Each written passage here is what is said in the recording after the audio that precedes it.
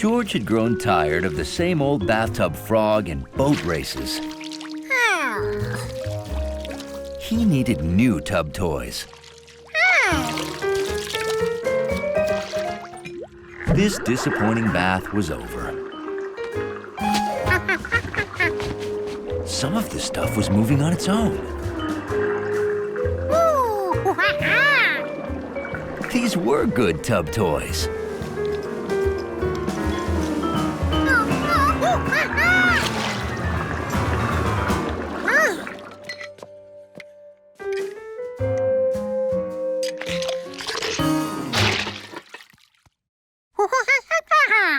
Where'd that come from?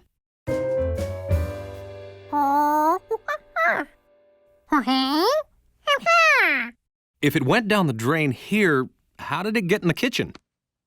Now, based on the evidence, I would deduce young George drained the tub after a bath.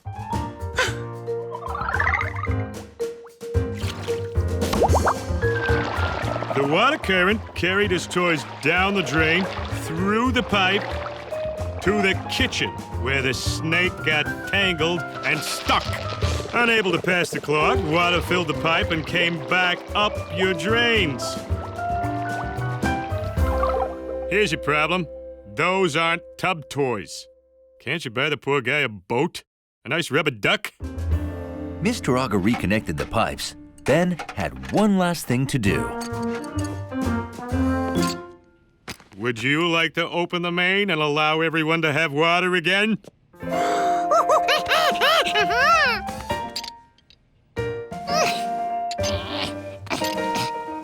No! Open it! Lefty Lucy!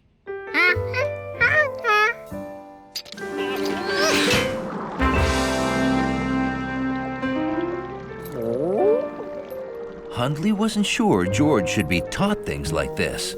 George, would you like a boat or a nice ducky?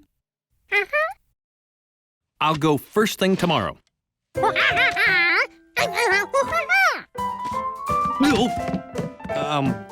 You'll clean up so I can go buy toys now? Remember how to use the dishwasher? First, scrape the food off the... Water was backing up out of the dishwasher this time. Why? Mr. Auger must have missed a clog. He did everything Mr. Auger had done, but didn't find a clog. If the last clog moved to the kitchen, maybe this clog had moved downstairs.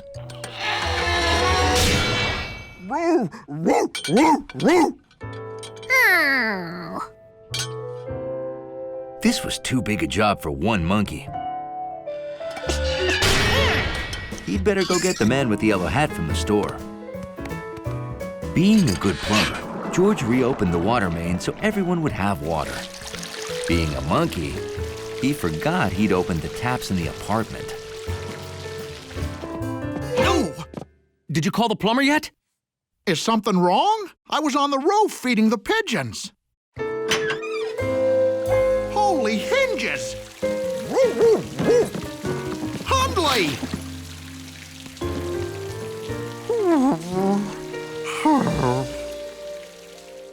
Oh, boy. Found your clog. You can't dump food in the dishwasher.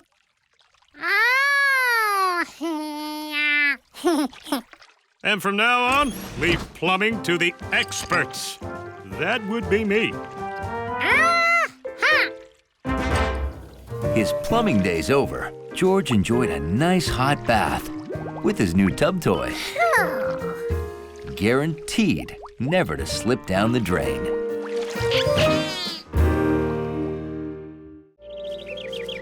The country house was a great place for a monkey. Though sometimes, George ran up against the house rules. We don't draw on the walls. House rules, remember?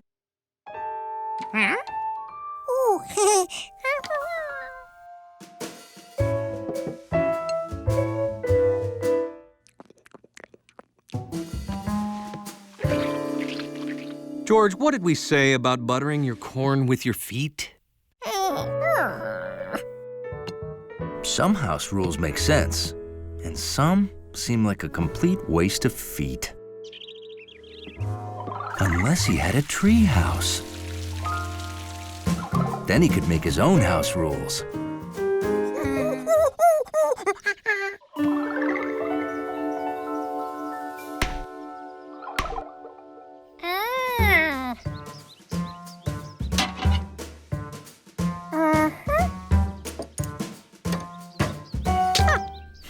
So that's what the goggles were for.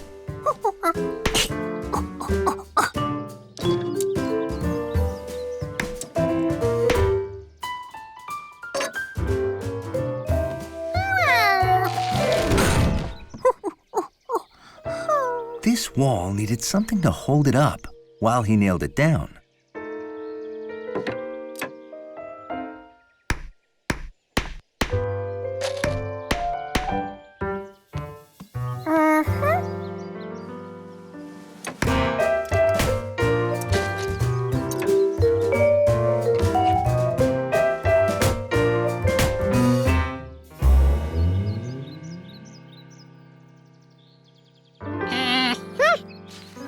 Just one wall to go. But George was out of nails, and the only wood left was the piece he couldn't lift.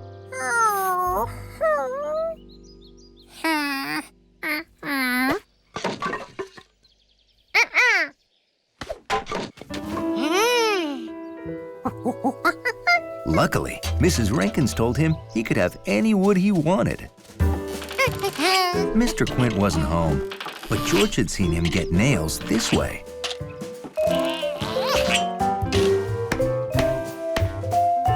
George figured a treehouse didn't need a wood roof, especially since he was out of wood.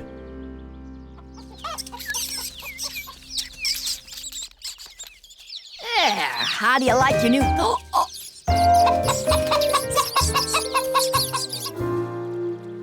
All fixed and solid as a roll.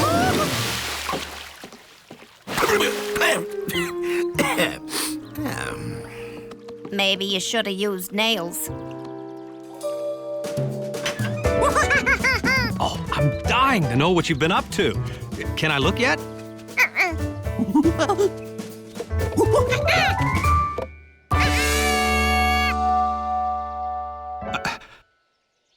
What is it? Is it a house? I mean, it's a house. You built your own tree house. Wow. I am very impressed. Say, where did you get all the wood and nails George! Did you take my chicken's wall? George, did you take nails from my dock? Because, look, I'm wet. Oh, I'm sure it was a mistake. He'll give everything back. George? Before he'd had a chance to make even one house rule, George had to take his treehouse apart.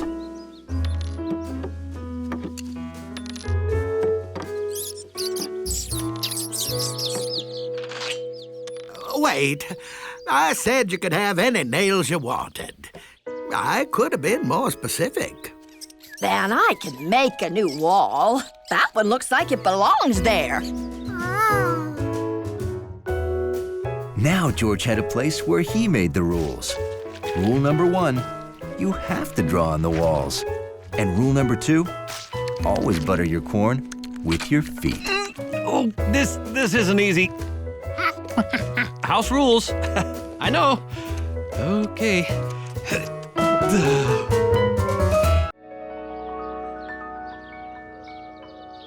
George loved blueberries. And the best blueberries anywhere came from Rankin's farm. There you go, George. Easy. Where's Mrs. Rankins today? Oh, she's round the other side of the barn with her balloon. Balloons? This day just kept getting better. Hi! Some balloon, huh? Was Bill joking? No one had any balloons. Ah, you're just in time to help inflate it. That sounds like fun. You want to help inflate the balloon, George? Inflate it? Where was it? Grab a hold there and lift her up. It was right here. One great big balloon, as big as a barn. You can help too, George.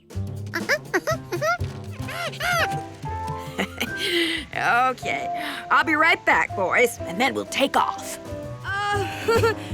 Mrs. Rinkins, we may have a rules violation here.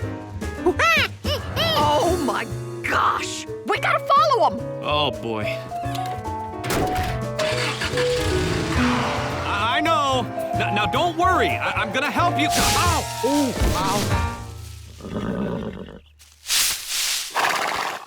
This is what happens if you don't follow the rules.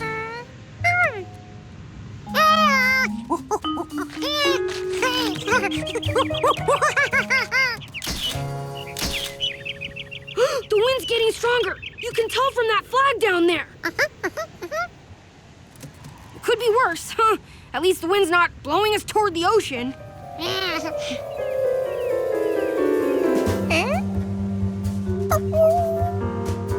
Oh no! The wind changed! It's blowing towards the sea. Do you know what that means?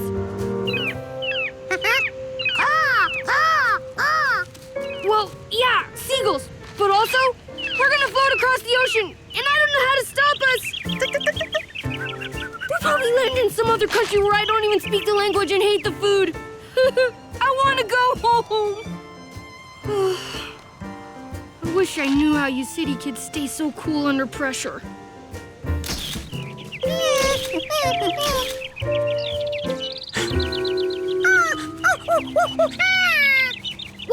What is it? What is it? Hey! Pull that cord! It will open up the vent and he can fly out the top!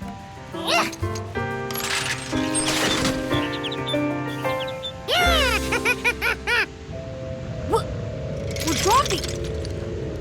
The vent! It lets hot air out!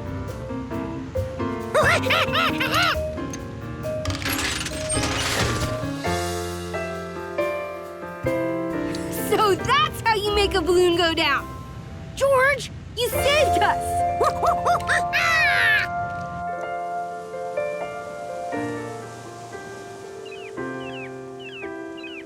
Oh no, the wind's picking up! We're gonna land in the ocean!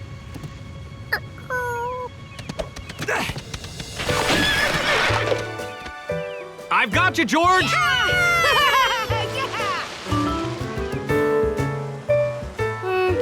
I was a little worried, but there's a proper way to worry without panicking.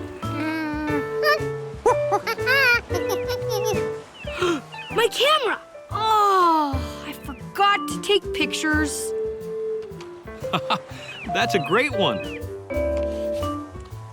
George, you took the pictures for me.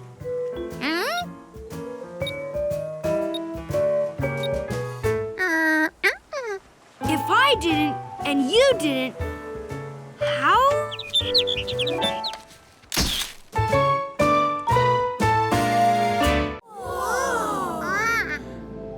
Welcome to the incredible edible Arboretum, a cornucopia of exotic comestibles.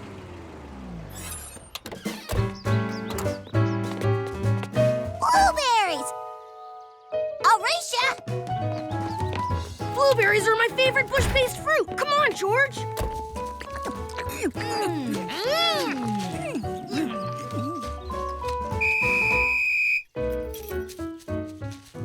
It looks like you all forgot the county sprout rules. Rule number 1. Never eat any plant that you're not 100% certain is safe. And that means... Consulting the Edible Plants Guidebook? No, it means getting an okay from an adult. Right. Rule number 2. Plants are living things. You can kill or hurt them if you're too rough. So don't pull on them and don't break any branches. come on. Why is the screen flickering? Either the Earth is off its axis, or I forgot to charge the batteries. Okay. George, can you climb that tree and see where we are?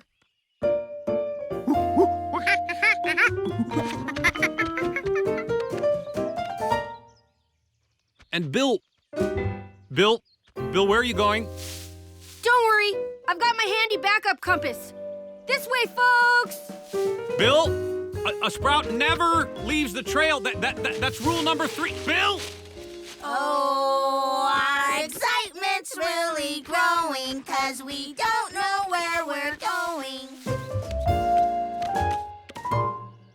In this direction, green. In this direction, a path.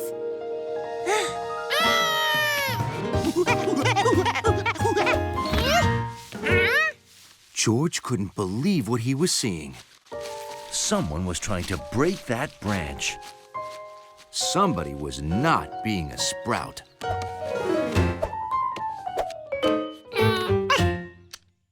Oh no! This man was wrecking a tree. Whoa!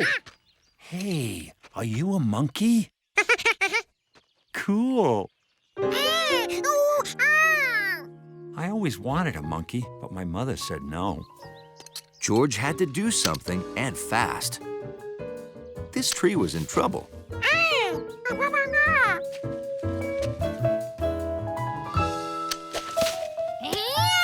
Hey, return the headgear, monkey.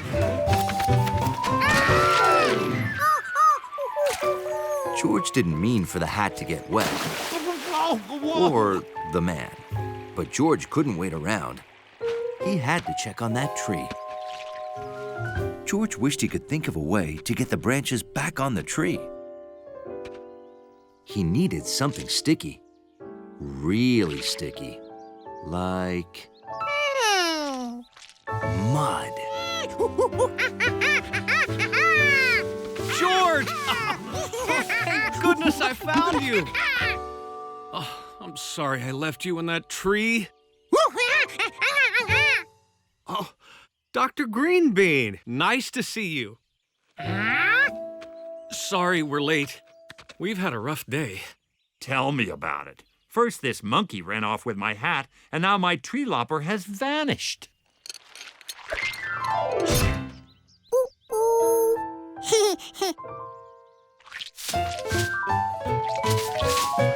Hey, what's going on?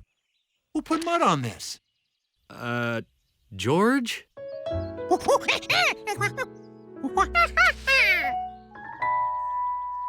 Ah, so Dr. Greenbean was cutting some branches, and you thought he was hurting the tree.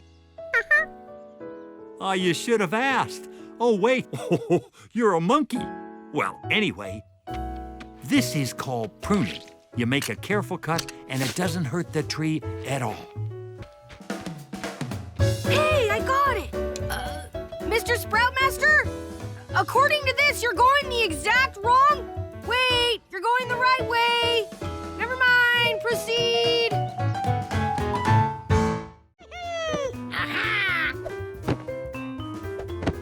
George was conducting an important experiment, testing the bounce factor of the living room furniture.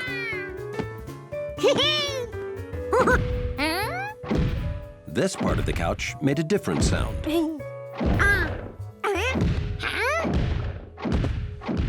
That wasn't the couch. It sounded big. It sounded heavy. And it came from up there.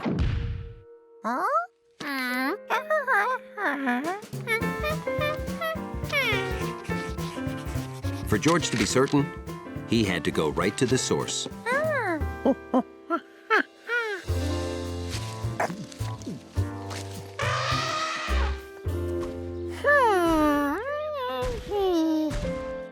That sort of sounded like his neighbor, but not really. The man with the yellow hat was right.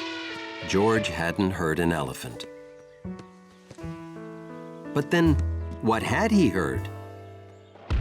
That was the sound.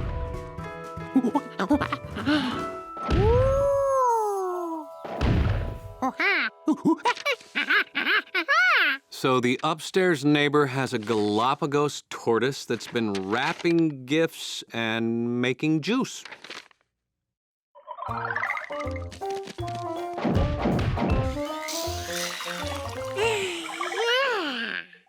George, I'm gonna say this one more time. There is no way...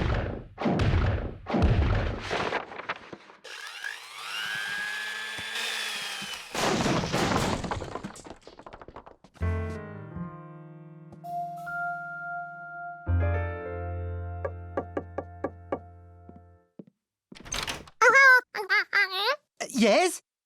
Hi there. We're your downstairs neighbors, and... Oh, so nice to meet you.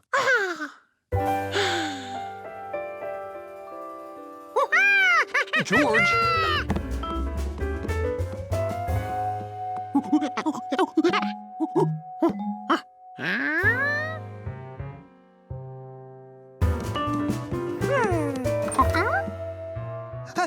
What's he doing? I think he's looking for your, elephant. My what?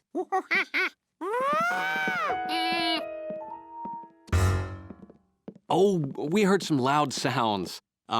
Very loud sounds. Very loud.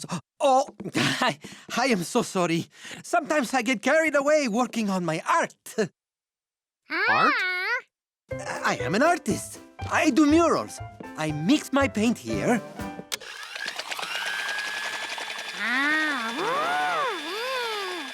Then I use these rubber stamps I made.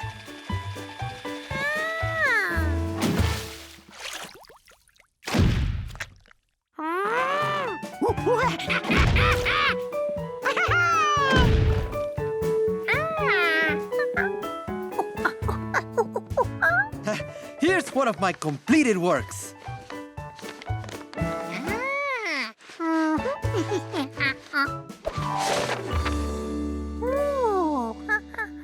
Oh!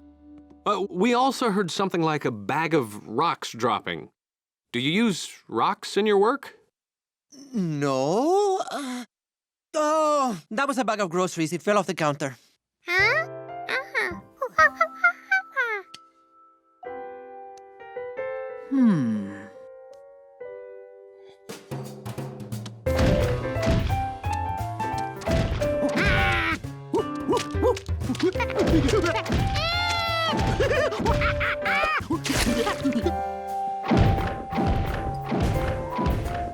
What on earth is that?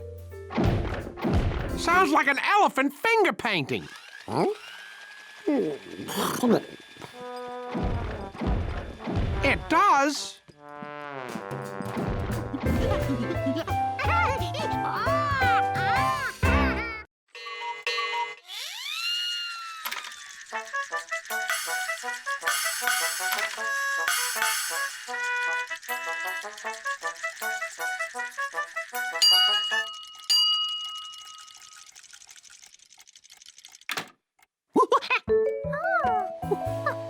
So, what do you think?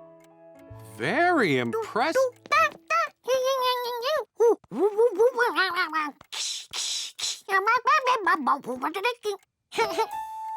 I'm glad you liked it, George. Oh, we should go. The rocket presentation is starting soon. Are you coming with us, George? Or do you want to stay here and watch the clock? Well, if it's okay with Professor Wiseman, it's okay with me. Now, if you want to see the little people play again, move the minute hand once around to 12. Have fun.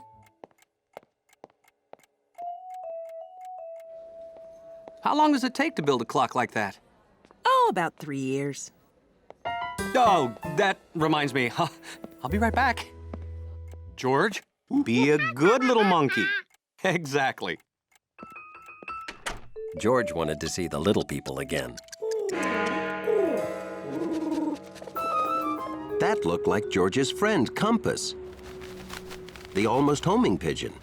because when all the other homing pigeons homed in on the statue, he almost made it.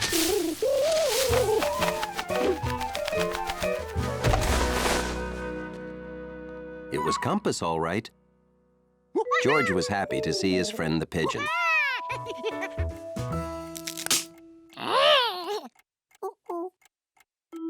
He couldn't fix the minute hand, and that's what made the little people play.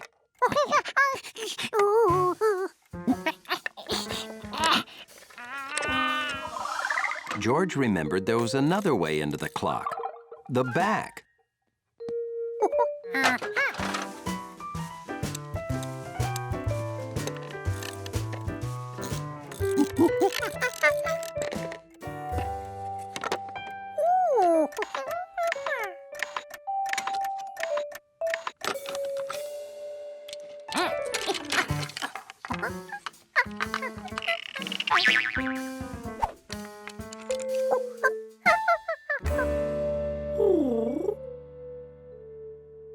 When you take something apart,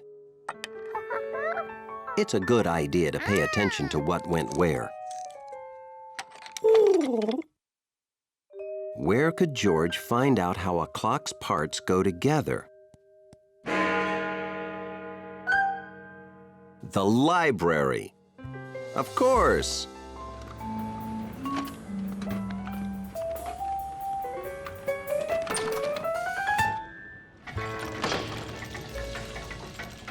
He hoped studying the big clock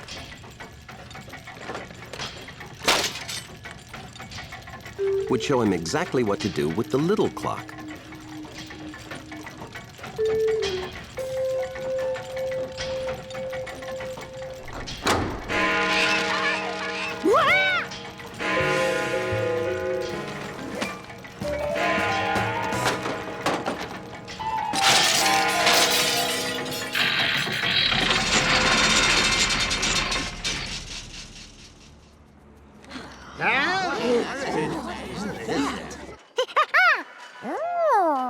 George was glad that noise had stopped.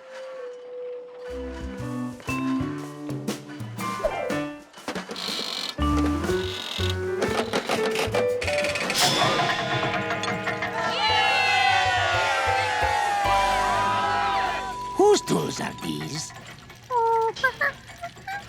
Okay, and this goes there. Now, you see? What a beautiful clock. Did you make it?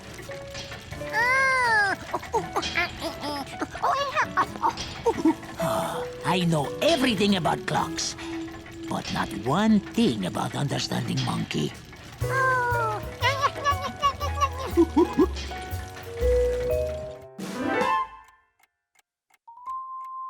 George, how did this heavy metal toolbox get so...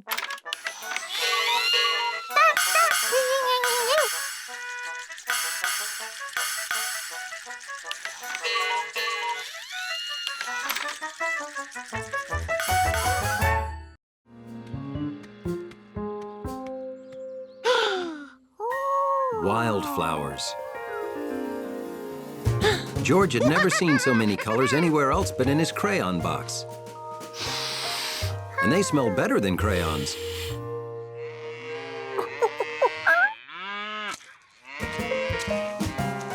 George wanted to share his discovery. After all, who doesn't like to smell nice flowers?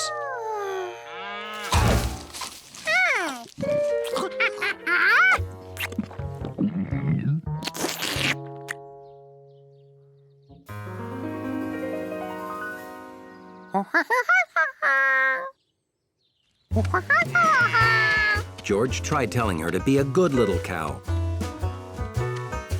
Leslie obviously didn't speak monkey. So George tried to speak cow.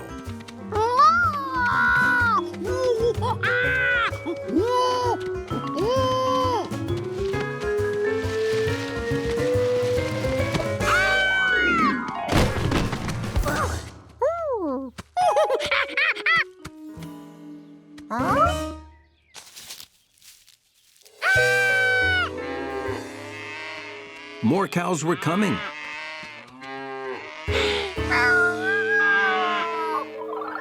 Maybe this whole field had once been filled with beautiful flowers, and they'd already eaten the rest.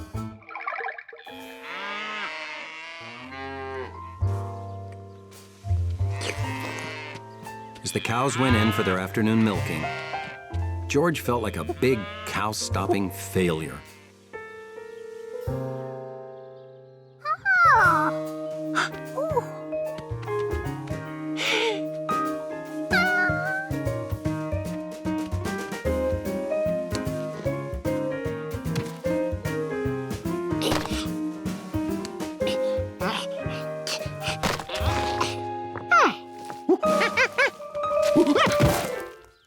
This wasn't easy, but George wasn't going to give up. Why was that wall stronger than George's?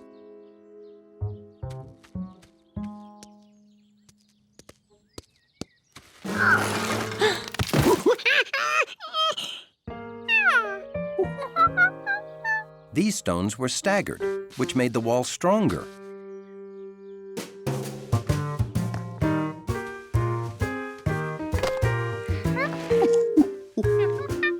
This would be the best cow-proof wall a monkey ever built. If he finished it in time. George promised the flowers that he'd save them.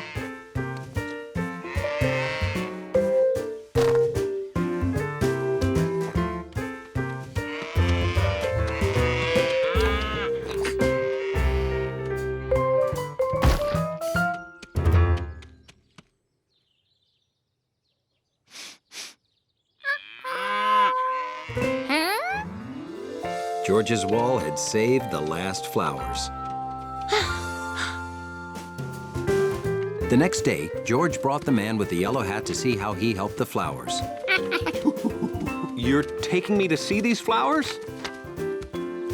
Okay, I'm coming. I don't see any flowers, George.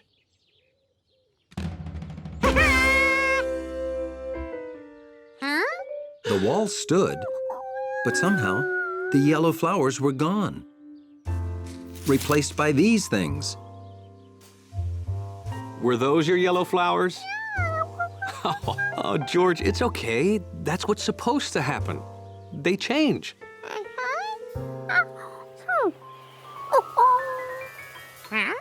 Well, that's supposed to happen too. Those are seeds. They'll land somewhere and new ones will grow. So George's wall had helped the flowers to survive. And he had until the new flowers grew to think of a way to keep cows away from them.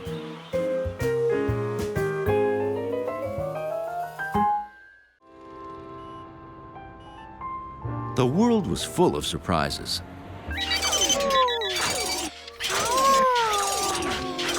But George never imagined anything like this. This was the museum's first robot exhibit. So, what do you think, George?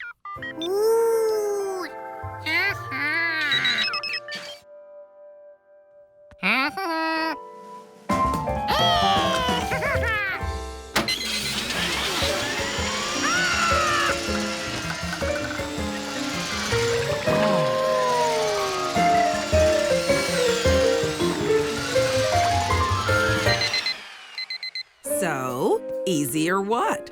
I want 10.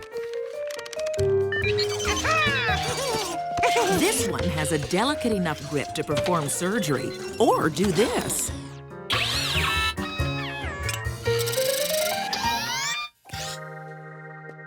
Ooh.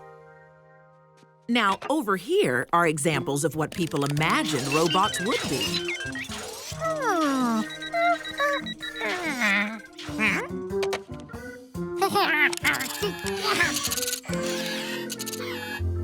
This is where we'll put your rare models. You will have them here before the opening tonight, right? Oh, sure, I'll bring them back after I take George home. Thanks. Here, you can drive the Mars rover out.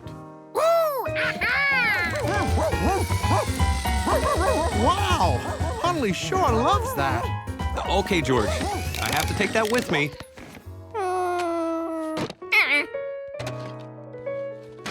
Thanks. I'll see you later.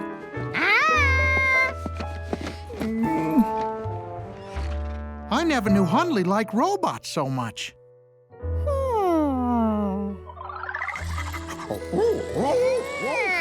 That's how George got the idea to make a robot for Hundley to play with.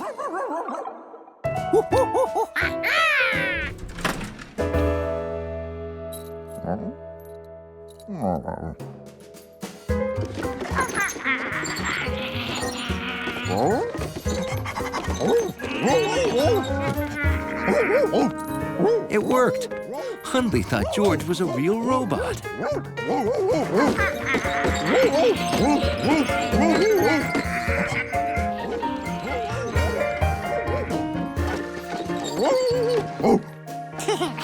Being robotic for a whole hour was tiring.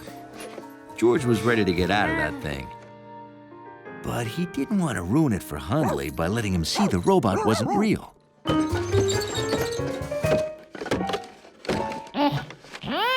Since he couldn't reach the button, George decided to relax and wait till the elevator came. Oh, hi, Professor. Hi. I just came to pick up a small red robot. You mean the one in the lobby?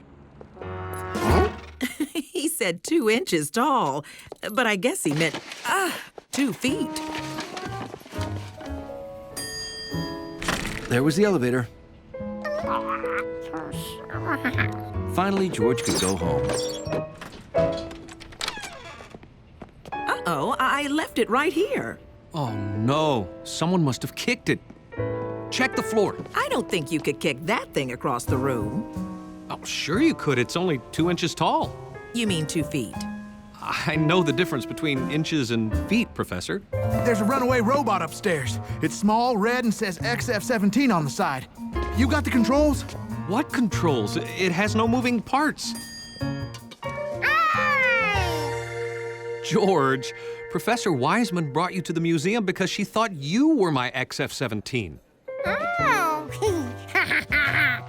Yeah, your outfit's so good you almost ended up on exhibit.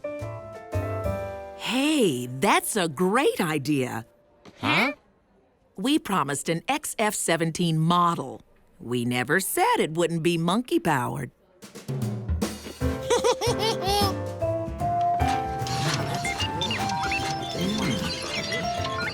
And that's how George became a museum exhibit for a day.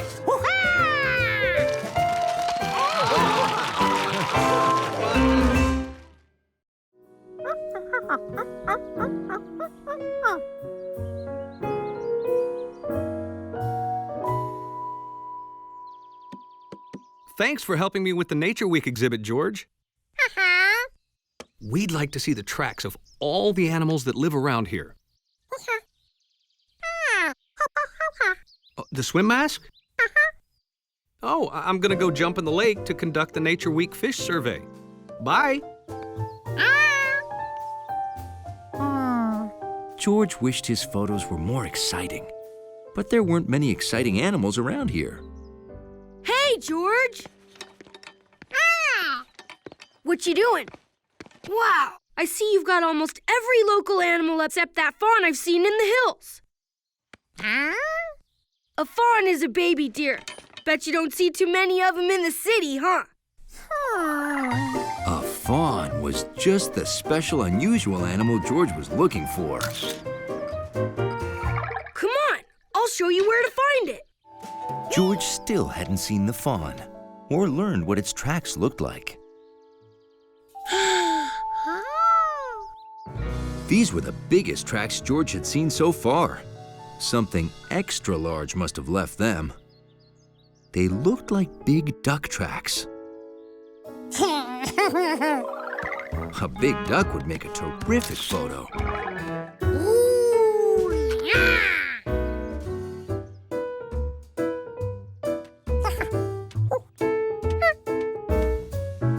This was like the long track the garter snake made.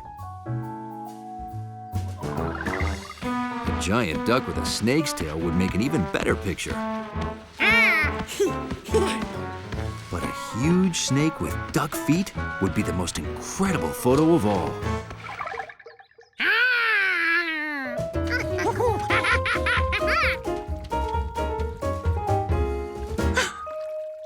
maybe it swam back home. George remembered he'd seen big tracks like these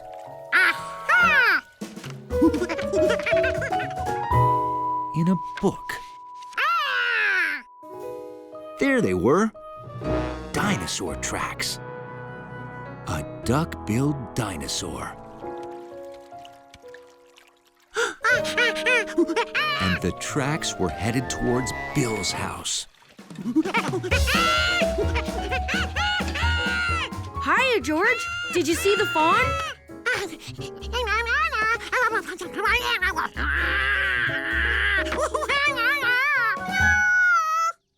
Yeah, I guess those do look like dinosaur tracks.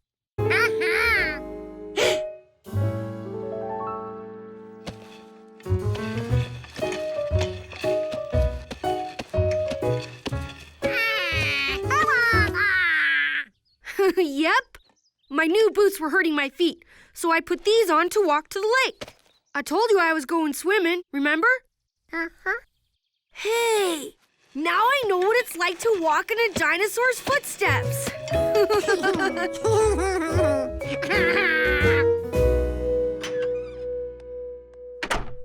With no hungry dinosaurs around, George still needed that special photo for Nature Week.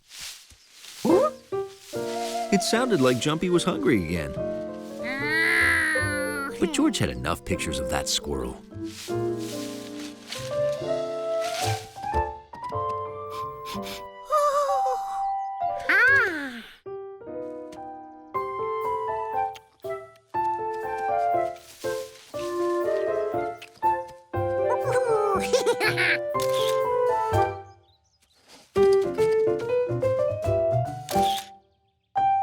For such big animals, those deer left pretty small tracks.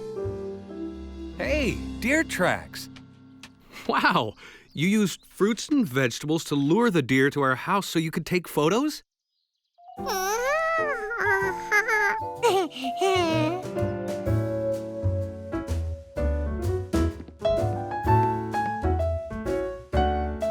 Look at these wonderful deer. Oh, how did you manage to capture such amazing photos, George?